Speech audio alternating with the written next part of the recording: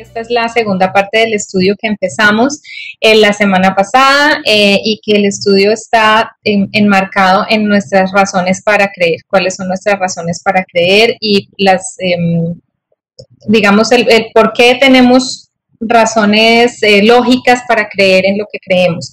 Y el estudio se desprende de lo que dijimos la semana pasada, que leemos en Primera de Pedro 3:15, que es como digamos, la motivación que nos da el Señor para hacer este estudio. Y les voy a leer Primera de Pedro 3:15, que dice: estén siempre preparados para responder a todo el que les pida razón de la esperanza que hay en ustedes. Y yo les decía en el estudio pasado que como cristianos y cristianas tenemos que ser capaces de explicar por qué creemos en Jesús, no solamente creer ciegamente. Entonces esta segunda parte está centrada en la persona de Jesús. Ya vimos la semana pasada todas las pruebas, digamos, literarias, históricas, arqueológicas, de cómo podemos creer y cómo podemos saber que la Biblia es cierta, cómo podemos saber que la Biblia es confiable.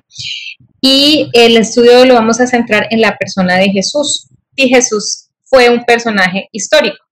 ¿Por qué nos vamos a preguntar esto? Porque uno de los mayores argumentos que se usa en la actualidad por las corrientes de pensamiento progresistas y humanistas es decir que los historiadores han rechazado toda idea de que Jesús sea un personaje histórico. Recordemos que lo que pasa en el mundo físico y en la historia tiene como una contraparte espiritual. Entonces, así como está la iglesia de Cristo propagando el mensaje de Cristo, enseñando la palabra de Dios, hay otra corriente que la está desmintiendo. Y esa corriente que la está desmintiendo, que nosotros sabemos que hay digamos, una batalla espiritual que se está llevando a cabo, esa otra corriente que la está desmintiendo, que está usando la ignorancia de las personas para convencerlos por medios racionales de que la Biblia es mentira y que las enseñanzas no son ciertas. Recordemos que el Señor dice en su palabra: mi pueblo pereció por falta de conocimiento, porque cuando estamos ante un debate o ante una persona que es inconversa y que de pronto necesita algunos argumentos para entrar en la presencia del Señor, pues tenemos que estar preparados para eso. Entonces, lo que vamos a analizar es que es totalmente falso que no haya pruebas históricas de Jesús. Sí hay pruebas históricas de Jesús, y si ustedes escuchan alguna conferencia o alguna, digamos, aseveración, personas en foros importantes han dicho que no hay pruebas históricas de que Jesús haya existido, y la gente a veces les cree, simplemente se va con esa idea porque no investiga más. Entonces, hay dos tipos de fuentes que comprueban que Jesús fue un personaje histórico. Tenemos las fuentes cristianas y tenemos fuentes no cristianas que también lo comprueban. Dentro de las fuentes cristianas están los documentos del Nuevo Testamento en sí mismo, que ya revisamos la primera parte de este estudio, que hay un montón de evidencia arqueológica, literaria e histórica que nos muestra que el Nuevo Testamento es verídico y que podemos confiar en él. Y que por lo tanto podemos confiar en que todas las referencias que se hacen en el Antiguo Testamento sobre gobernantes, lugares, acontecimientos y hechos corresponden a cosas que realmente sucedieron y no algo ficticio. Y pues el Nuevo Testamento es la vida de Jesús, o sea, todo lo que se dice ahí es algo que realmente sucedió. Otra fuente cristiana que nos muestre, que nos habla, digamos, dando fe de la existencia histórica de Jesús como personaje en la historia, son todos los escritos de los padres de la Iglesia. Los padres de la Iglesia fueron un grupo de sacerdotes, teólogos y escritores eclesiásticos cristianos, en su mayoría obispos, que van desde el siglo I hasta el siglo VIII, y todo lo que ellos escribieron se conoce como el conjunto de doctrinas que es considerado la sana doctrina de la fe y la ortodoxia del cristianismo. Entre esos están Policarpo, Eusebio, Ignacio, Justino, todos esos que se llaman los padres de la Iglesia, pues escribieron extensamente sobre los hechos y la vida de Jesús. Y ellos escribieron, como les digo, entre el siglo I y el siglo VIII, que es muy cercano a la época en que vivió Jesús. Pero aparte de eso tenemos fuentes no bíblicas que también confirman la historicidad de Jesús, de que Jesús sí realmente vivió en la tierra. Tenemos libros antiguos de varios historiadores, que les voy a mencionar algunos que son de los más importantes. Entre ellos tenemos, por ejemplo, a Cornelio Tácito, se llama ese señor, que fue un historiador romano del año 112 después de Cristo, fue gobernador de Asiria, y él hizo referencia a la muerte de Jesucristo y a la existencia de los cristianos en Roma cuando se refirió al reinado de Nerón. De la misma manera, otro historiador romano que se llamaba Suetonio, que era oficial en la corte del emperador Adriano, más o menos en el año 120 después de Cristo, escribió un libro que se llamó Vida de los Césares. Y en los manuscritos de ese libro, Vida de los Césares, él también relata cómo cayó ese castigo de Nerón después de que Roma fue incendiada, ese castigo tan terrible que cayó sobre los cristianos, y cuenta pues de dónde salieron los cristianos y cuenta la historia de Jesús. Recuerden que yo les decía en el estudio pasado, si un acontecimiento importante pasa, todo el mundo habla de eso. Todo el mundo habla de eso y queda registrado por otras fuentes. Si yo encuentro muchas fuentes que aseveran que ese acontecimiento sucedió, es porque eso sí pasó.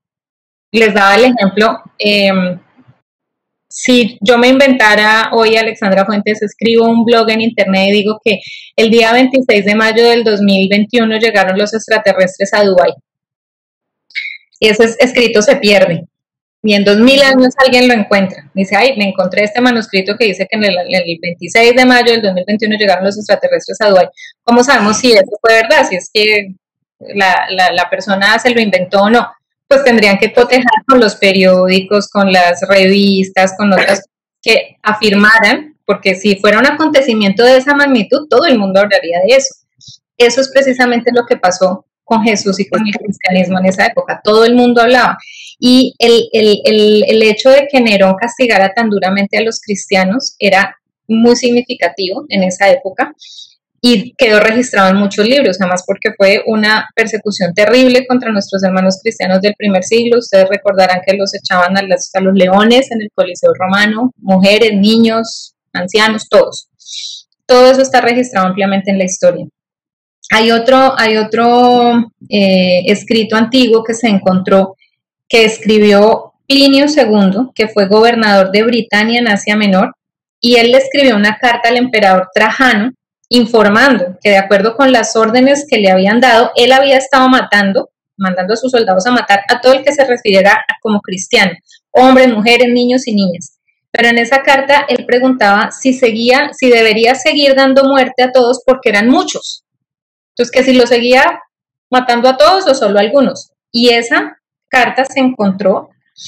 Y además en esa carta él dice que necesita instrucciones, o sea, pensemos en un soldado que está ejecutando unas instrucciones y le manda esta carta a su superior y le dice, necesito instrucciones porque por todos los medios, cuando decimos todos los medios no es los trataba de convencer a las buenas, sino por tortura, los hemos instado a maldecir a Cristo.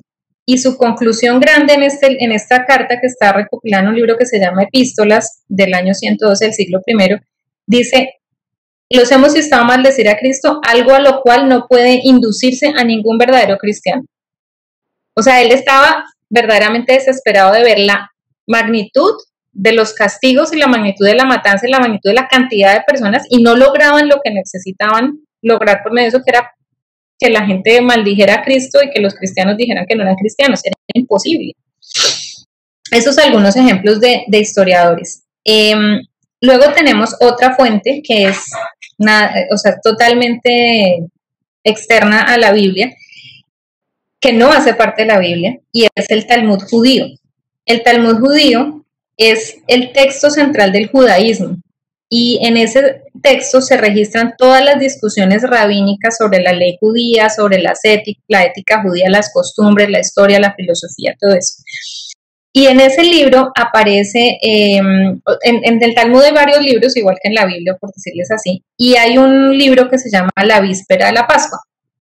En esa Víspera de la Pascua se hace referencia a Jesús. Recuerden que estamos viendo si Jesús fue un personaje histórico. Si Jesús no hubiera sido un personaje histórico, pues ellos no lo hubieran registrado en su libro como parte del Talmud.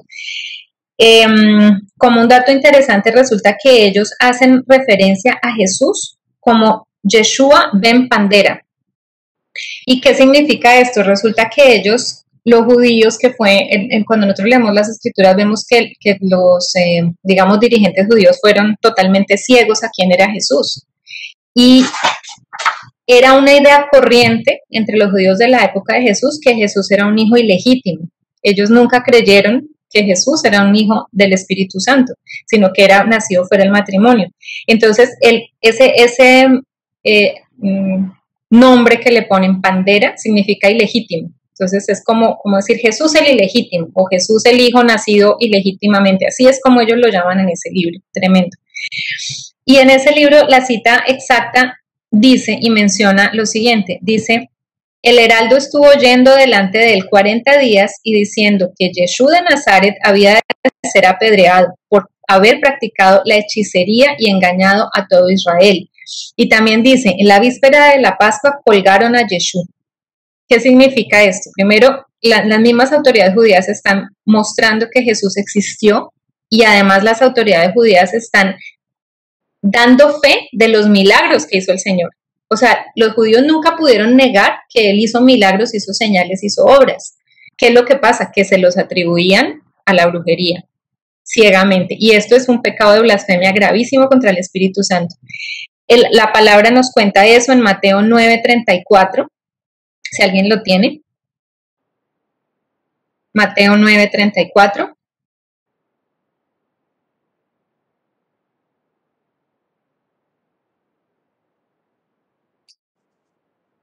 Pero los fariseos decían, por el príncipe de los demonios echa fuera a los demonios. Eso es lo que ellos pensaban de Jesús. Ellos pensaban que Él era un hechicero. Y nunca abrieron los ojos y por eso lo condenaron a la muerte. Vamos a mirar un poquito más de esto más adelante.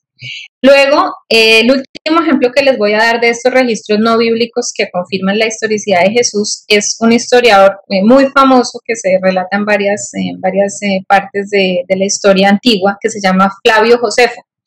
Flavio Josefo fue un historiador que fue fariseo, fue comandante de las fuerzas judías en Galilea en el año 66 después de Cristo, o sea, apenas 30 años después de que el Señor había muerto, e hizo una cita que ha sido, mucho de las más controversiales, en un libro que él escribió que se llama Antigüedades. Se las voy a leer textualmente. Dice: había alrededor de ese tiempo un hombre sabio llamado Jesús, si es que es lícito llamarlo hombre, pues era un hacedor de maravillas, un maestro tal que los hombres recibían con agrado la verdad que les enseñaba. Atrajo hacia sí a muchos judíos y gentiles. Él era el Cristo. Y cuando Pilato, a sugerencia de los principales entre nosotros, es decir, de los mismos fariseos que él hacía parte, le condenó a ser crucificado, aquellos que le amaban desde el principio no lo olvidaron, pues se les volvió a aparecer al tercer día, exactamente como los profetas lo habían anticipado, y cumpliendo otras 10,000 cosas maravillosas respecto de su persona que también habían sido pronunciadas. Y la tribu de los cristianos, llamados de este modo por causa de él, no ha sido extinguida hasta el presente. O sea, ¿qué tal ese testimonio de una persona no cristiana, de un fariseo, que fue parte de las personas que mandaron crucificar al Señor Jesús? Él mismo reconoce ahí. Hermoso. Tremendo. Y yo le puse acá entre paréntesis, y la tribu de los cristianos no ha sido extendida hasta el presente 2021, ni será extinguida porque aquí seguimos. Entonces, vemos que toda la historia, tanto los registros históricos que son bíblicos o los registros históricos que no son parte de la Biblia, pero que son parte del cristianismo, demuestran que el Señor Jesús existió, pero aparte la historia secular también nos muestra que Jesús vivió en la tierra. Nos muestra varias cosas: que Jesús vivió en la tierra, que fue adorado como Dios, que fundó una iglesia que le ha seguido adorando por más de 2000 años y que además cambió la historia del mundo. La historia de la humanidad está antes de Cristo y después de Cristo. No antes de Buda y después de Buda, no antes de Mahoma y después de Mahoma, no, antes de Cristo y después de Cristo. Entonces, hasta ahí vamos la parte de la historia. Ahora, el segundo análisis que vamos a hacer es, si ya sabemos y vemos que hay muchas pruebas de que Jesús fue realmente, o sea, realmente existió, no es un mito. Y les repito, ¿por qué es importante esto? Porque hay gente que cree que Jesús no existió, gente que cree que Jesús es un mito, y personas, digamos, de un nivel intelectual muy alto que en conferencias y en congresos estudiantiles o cosas políticas dicen que Jesús no existió. Entonces, es importante saber que aunque nosotros lo creemos, que la historia también lo demuestra. La segunda pregunta es, bueno, ya sabemos si pudimos comprobar rápidamente que Jesús existió. ¿Cómo sabemos que Jesús fue quien dijo ser? Es la segunda pregunta que nosotros tenemos. Lo que el Señor Jesús hizo, lo que el Señor Jesús es, perdón, es tan importante como lo que Él hizo. Así que sí, que si su personalidad, si Él estaba, ya sabemos que estaba en la tierra, ¿cómo era Él? ¿Qué fue lo que lo diferenció? ¿Cuáles eran sus enseñanzas? Todo ¿qué tipo de persona es Jesús? Vamos a ver unas características que tiene la persona de Jesús que lo hacen totalmente diferente a cualquier otra persona que haya caminado sobre la tierra. Primero, todas las enseñanzas de Jesús fueron la última palabra. Si ustedes analizan las enseñanzas de Jesús, Jesús nunca le añadió mejoras o revisiones, nunca se retractó, nunca cambió de opinión, nunca adivinó o supuso alguna cosa, sino que totalmente contrario a los maestros, todos los maestros humanos, lo que él hablaba, lo hablaba como la verdad, con total seguridad de que lo que su palabra es la verdad. Segundo, ninguno de los líderes religiosos reconocidos de otras religiones o del mismo judaísmo, digamos, ni Moisés, ni Pablo, ni Buda, ni Mahoma, ni Confucio, ni Krishna, ni el Dalai Lama, ningún otro, con excepción de Jesús, ha aseverado de sí mismo ser Dios. Ninguno, es el único. Es el único que lo ha hecho, es el único que dijo, yo soy Dios, el Padre y yo somos uno. Y además de que lo aseveró, es el único que logró convencer a la mayoría de la población y a la mayoría de la humanidad de que es verdad.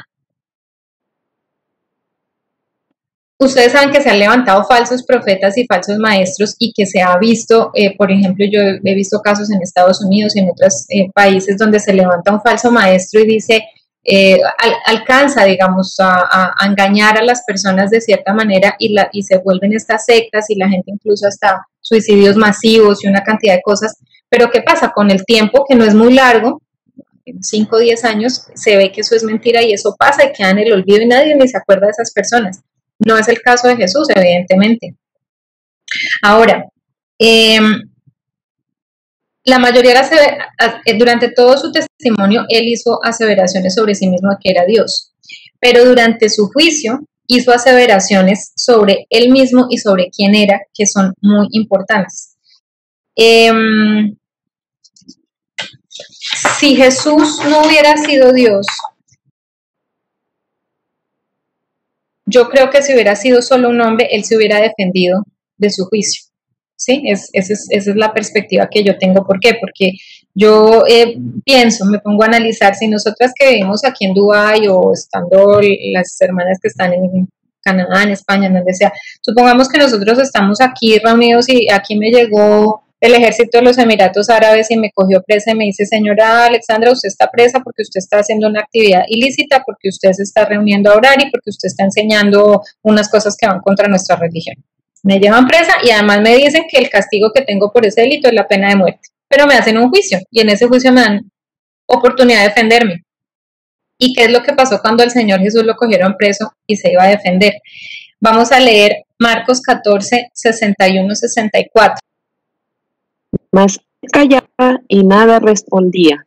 El sumo sacerdote le volvió a preguntar y le dijo, ¿eres tú el Cristo, el Hijo del Bendito? Y Jesús le dijo, yo soy.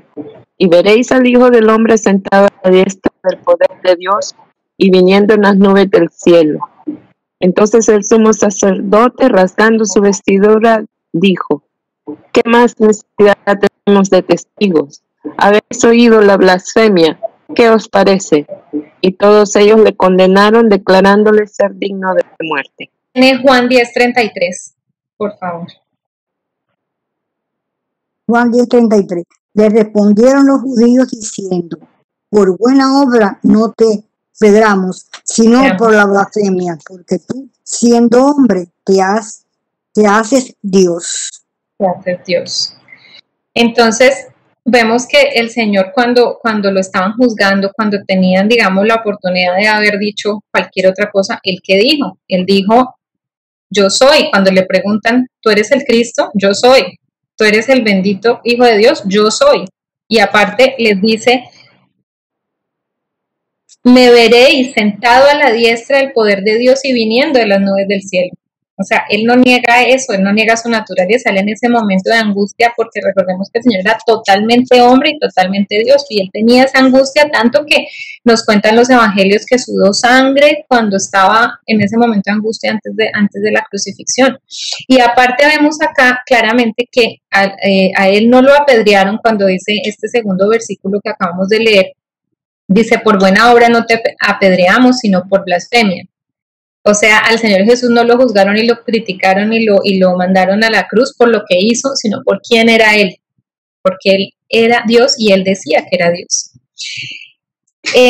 También debemos notar que durante todo el juicio, Jesús responde las preguntas de los fariseos cuando reclama ser el Mesías, el Hijo de Dios, y Él siempre responde con algo que a nosotros nos suena como raro, y es que dice, tú lo has dicho. ¿Sí? O vosotros decís que yo soy. Y hay algo interesante que encontré y es que dice pues que a nosotros nos parece como raro, como una evasiva, pero resulta que para los judíos de esa época tenía una connotación totalmente distinta.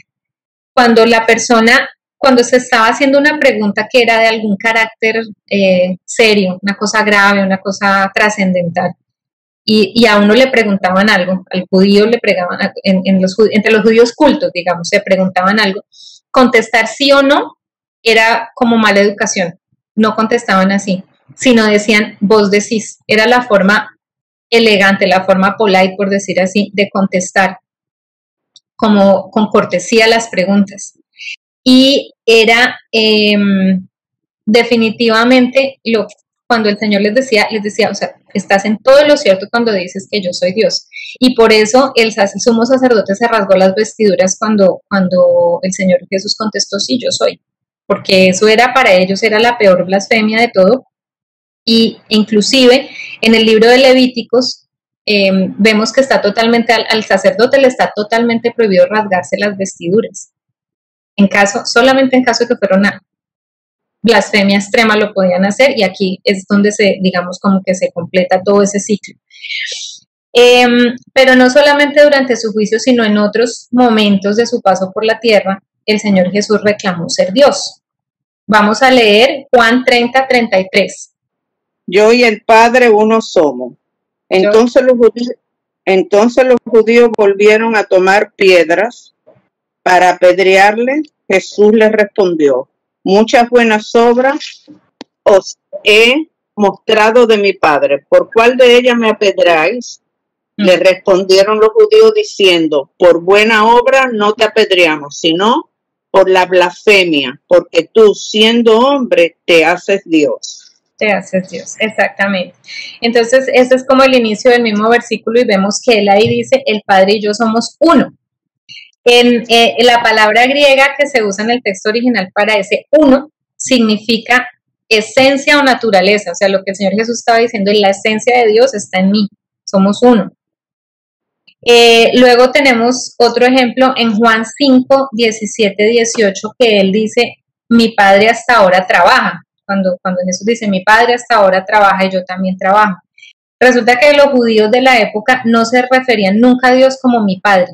Ellos no decían mi Padre, sino decían nuestro Padre que está en los cielos. Siempre decían nuestro Padre que está en los cielos. En cambio, Jesús fue el primer judío. Recordemos que el Señor Jesús era un maestro, que era, por decirlo así, un rabino, o sea, tenía todo el conocimiento de la ley judía y de toda la doctrina judía, y él nunca decía nuestro Padre, como decían los demás judíos, él decía mi Padre, y además no decía mi Padre en el cielo, solo decía mi Padre, o sea, era claro que era el Padre de Jesús en el cielo y en la tierra, porque él no tenía un Padre terrenal. Otra respuesta que da está en Juan 8:58. ¿Quién lo tiene? Yo lo tengo. Gracias. Ciertamente os aseguro que antes de que Abraham naciera, yo soy. Amén. Yo soy. Ciertamente les aseguro que antes que Abraham naciera, yo soy. Esta expresión yo soy es la misma que se usa en el Antiguo Testamento en textos, en Éxodo, en Deuteronomio, en Isaías, y los judíos estaban completamente familiarizados con esta expresión, y para ellos, y en el sentido general, esta expresión hacía referencia a Jehová, al Dios eterno del Antiguo Testamento. O sea que cuando Jesús hace esta aseveración, significa que él reclama la deidad absoluta. Él dice, yo soy. Y antes de que Abraham naciera, yo soy. Y Jesús nunca procuró convencer a los judíos de que lo habían entendido mal, sino que más bien le repitió esa afirmación en varias ocasiones y durante varios tiempos, incluso cuando estuvo en el juicio, en esos momentos de gran angustia. Jesús le dijo, de cierto os digo, antes que Abraham, yo soy. Exactamente, antes de que Abraham, o sea, ahí también está implicando otra característica que le pertenece solo a Dios, y es que es eterno. También, por ejemplo, vemos otra afirmación que hace el Señor Jesús en Juan 5, 23, 24. Para que todos honren al Hijo como lo honran a Él. El que se niega a honrar al Hijo, no honra al Padre que lo envió. Ciertamente os aseguro que el que oye mi palabra y cree al que me envió, tiene vida eterna y no será juzgado, sino que ha pasado de la muerte a la vida. Amén.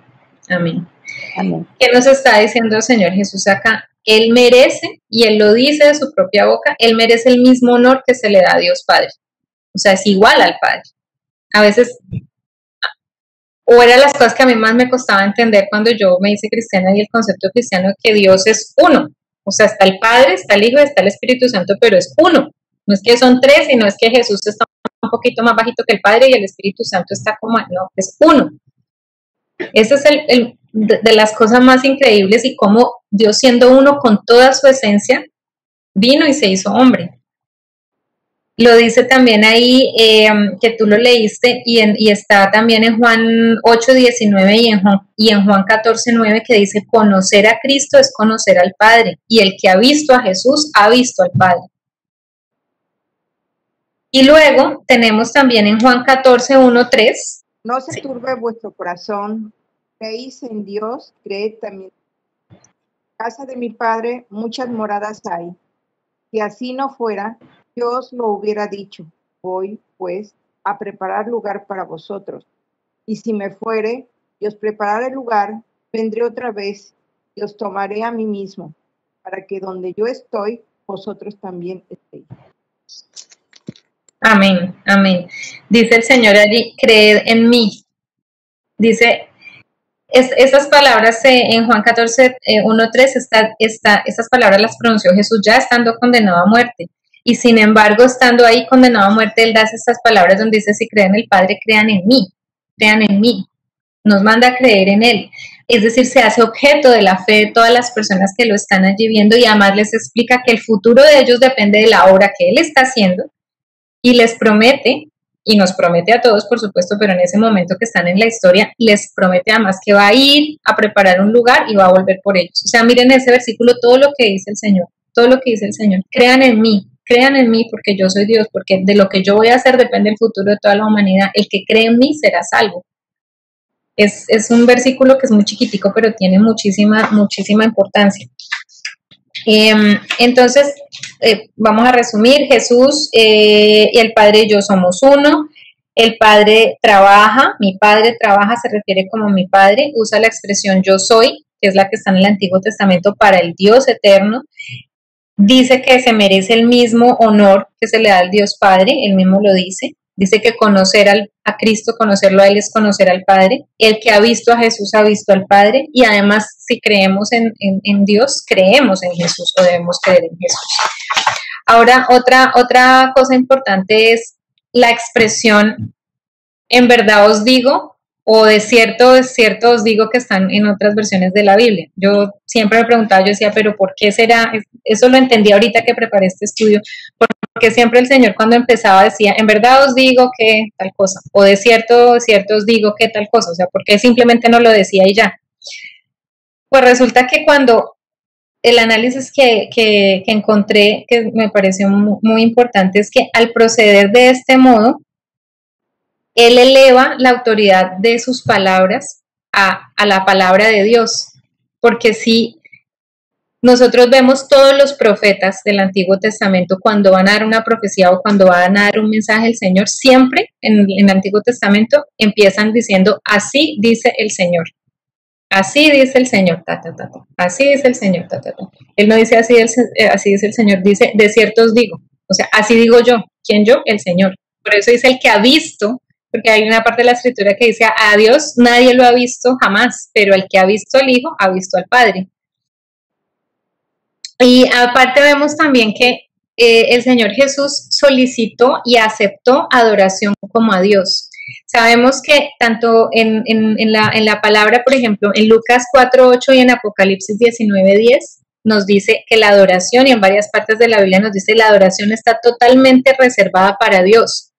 Sin embargo, cuando él sanó al leproso, el leproso se postró ante él, ¿sí? Cuando él sanó a varios hombres, se postraron ante él. Los discípulos lo adoraron. Tomás, cuando el Señor apareció por segunda vez, le dijo, Señor mío, Dios mío, y nunca Jesús dijo, ay, no, como dijo el ángel de Apocalipsis, no te arrodilles, no, él aceptaba la oración porque él era Dios. Y también vemos en Mateo 16, 15, 17, que dice acá, Pedro dijo, tú eres el Cristo, el Hijo del Dios viviente. Y Jesús le respondió, bienaventurado eres Simón, hijo de Jonás, porque esto no te lo reveló carne ni sangre, sino mi Padre que está en los cielos. Tú eres el Cristo, el Hijo del Dios viviente. Entonces, vemos que en varias partes de la Escritura se ve clarísimo y se demuestra cómo el Señor reclama que Él es Dios y vemos que realmente tiene todas las características de Dios. Ahora, todos los títulos que la palabra de Dios le da a Dios Padre, a Jehová, a Yahvé, en el Antiguo Testamento, se le dan a Dios Hijo en el Nuevo Testamento. No lo vamos a leer todos porque son muchos, pero les voy a dar la lista y nuevamente en el chat les voy a mandar las notas. Dios Padre es creador, eso lo dice Isaías 40:28, y de Jesús se dice también que es creador en Juan 1:3. De Dios Padre se dice que es Salvador en Isaías 45:22 y lo dice Juan 4:42 de Jesús. De Dios se dice de Dios Padre que resucita a los muertos en la primera de Samuel 2:6 y se dice de Jesús en Juan 5:21. De Dios Padre se dice que es juez en Joel 3:2 y de Jesús en Juan 5:27 y en Mateo 25:31. Así, todas y cada una de las características que son nombres de Dios o títulos que se le dan a Dios Padre en el Antiguo Testamento, como la luz, el gran yo soy, el pastor, la gloria de Dios, el alfa y la omega, el novio, la roca, el que perdona pecados, el que es adorado por ángeles, el que creó los ángeles, el que es como confesado como Señor y Salvador, el que es buscado en oración. Todos estos títulos que están reservados en el Antiguo Testamento para el Señor, para Dios Padre Jehová, están confirmados en la persona de Jesús en el Nuevo Testamento, en varias citas bíblicas que luego les voy a pasar, que son muchas para leerlas. Entonces, digamos que siguiendo nuestro argumento racional, vimos que Jesús sí fue un personaje histórico, que Jesús dice que es Dios, que Dios se hizo hombre, y entonces uno qué esperaría si Dios vino a la tierra y se encarnó y se hizo hombre, uno qué esperaría. ¿Cómo sería ese hombre? Porque era un hombre. ¿Qué esperaría uno de un Dios hecho hombre, como fue el caso de Jesús?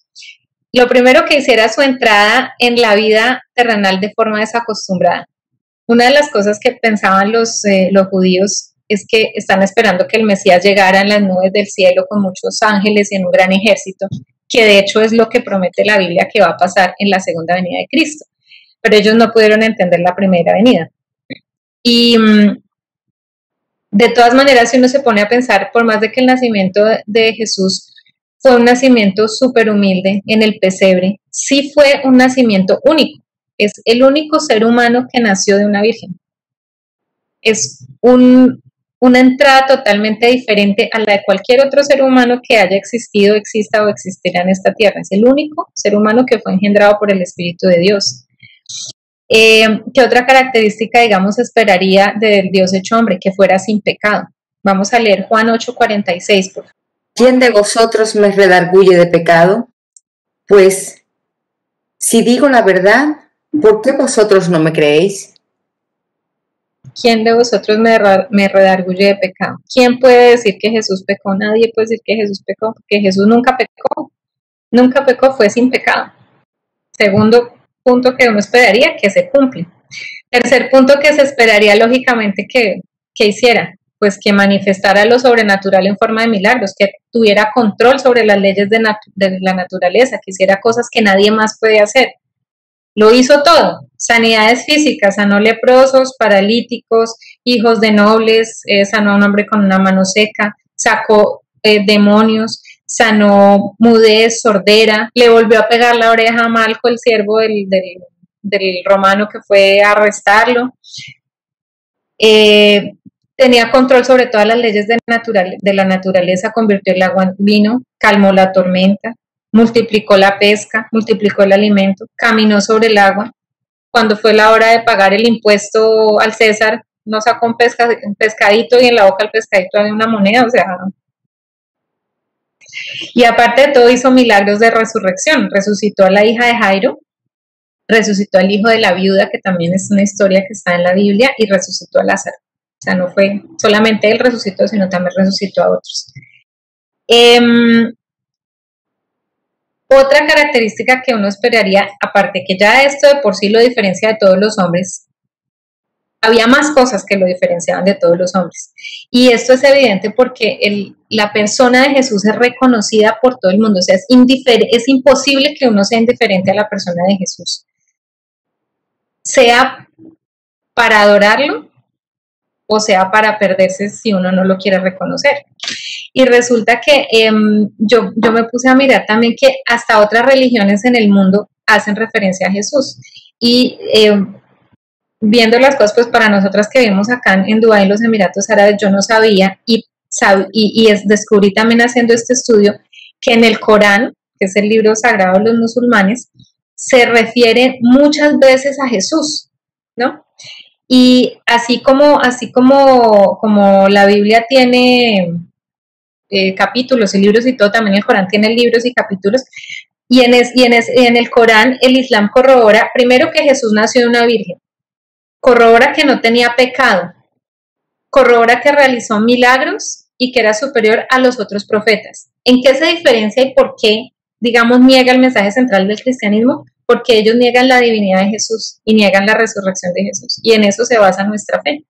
Más sin embargo, hay una parte del Corán que encontré que dice lo siguiente, dice: Jesús es el más grande por sobre todos, en este mundo y en el mundo venidero.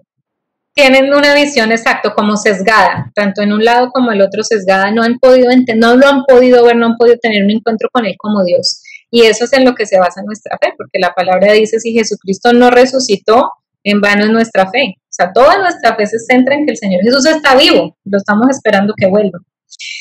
¿Qué otra cosa habría uno esperado, digamos, en este argumento hipotético, que hiciera Dios hecho hombre? Que hablara las más grandes palabras que se han hablado. O sea, no hay diferencia, o sea, no podemos decir que no hay diferencia entre las palabras que habló Jesús y las palabras que han hablado todo el resto de los hombres en el mundo. Y tenemos en Juan 7:46. Los alguaciles respondieron: jamás hombre alguno ha hablado como este hombre. Amén, gracias. Jamás hombre alguno ha hablado como este hombre. Las palabras que él dijo, incomparables con nadie.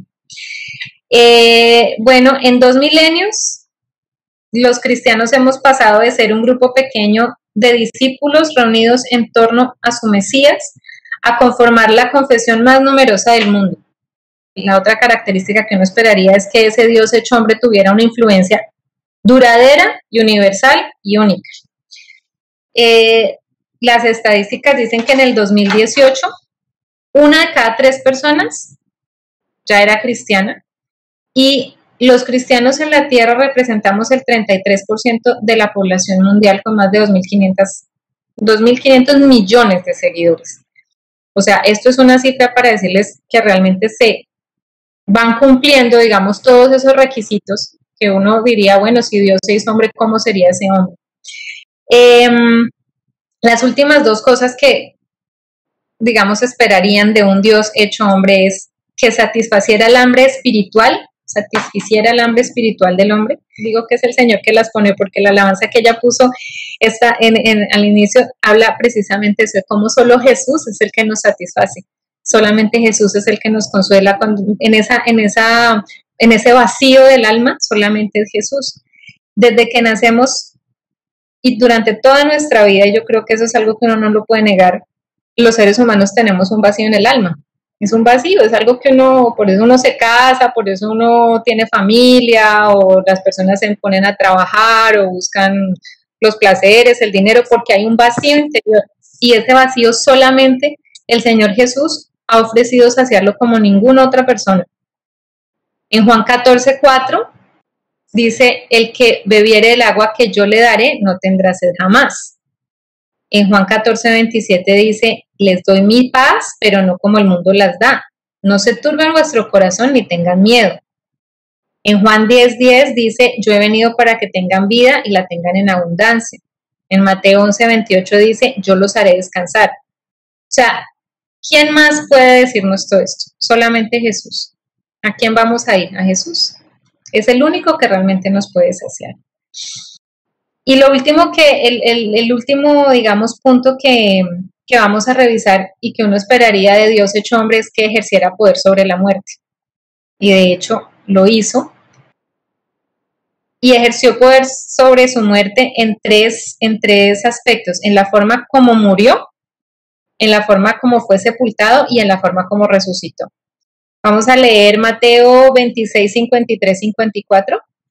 ¿Acaso piensas que no puedo ahora orar a mi Padre y que Él no me daría más de 12 legiones de ángeles? Pero ¿cómo entonces se cumplirían las escrituras de que es necesario que así se haga? Amén. Amén, correcto. Entonces, vemos que en varias porciones del Evangelio nos muestra que el Señor Jesús no es que fue obligado a entregar su vida, ¿no?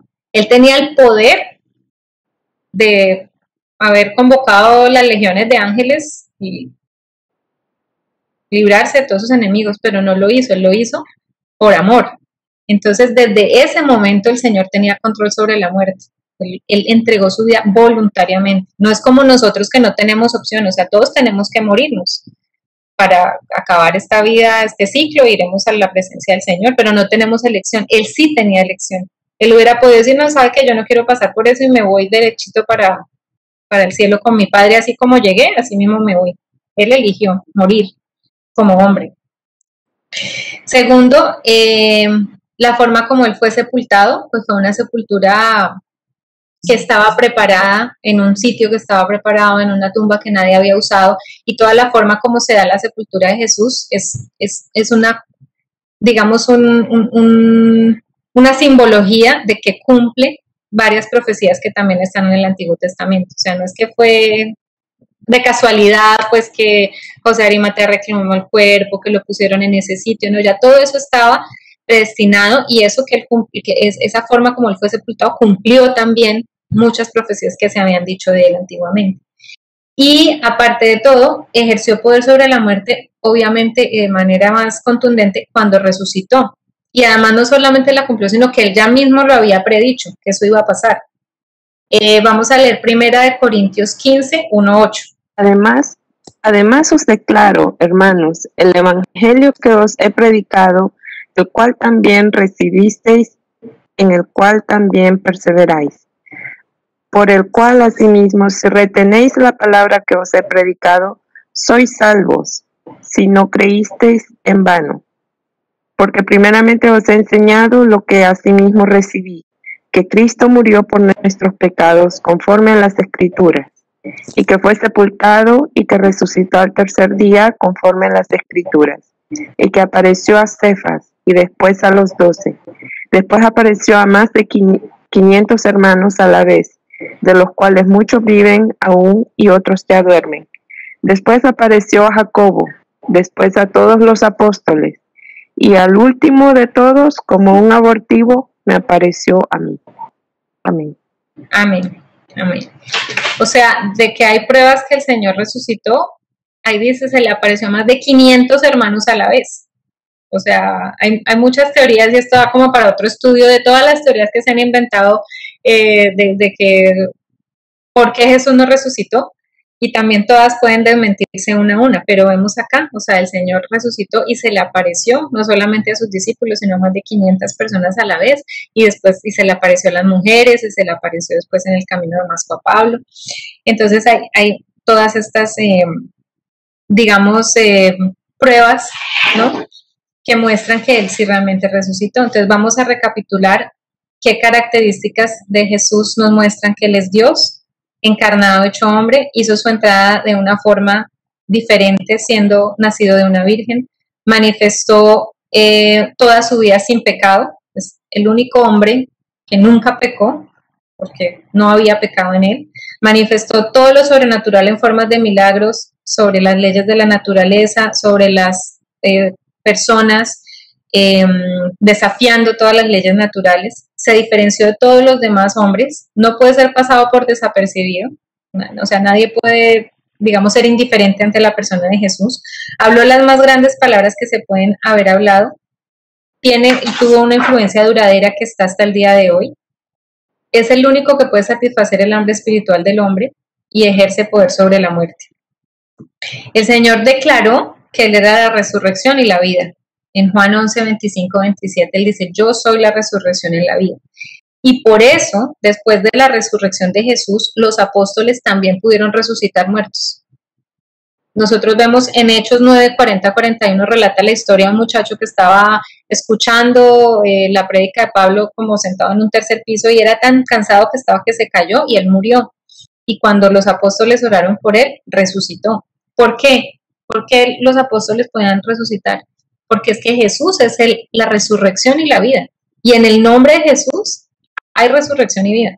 Y a veces yo digo que nos falta tanta fe porque leemos que eso pasó y es que si eso pasó puede volver a pasar. Porque el Señor es el mismo hoy, ayer y por los siglos y Él está vivo. Y como que uno duda y se le olvida que el Señor está vivo y lo que Él hizo lo puede volver a hacer. Entonces vemos que Él está vivo y que además dice la palabra de Dios que así como el Señor Jesús está vivo y fue al cielo, de la misma forma que lo vieron irse, de la misma forma lo veremos venir. Entonces, digamos que este es el cierre del segundo capítulo, pero es como realmente, o sea, si uno empieza, lo que a mí me gusta de este tema y de este estudio es que uno empieza como con una duda y cuando uno va desarrollando el tema, o sea, la única forma de terminar es con la absoluta certeza de que Jesús es el Señor y de que Jesús vive y de que lo que creemos, de verdad, o sea, no hay forma de no creerlo. Eso es lo más lindo del estudio.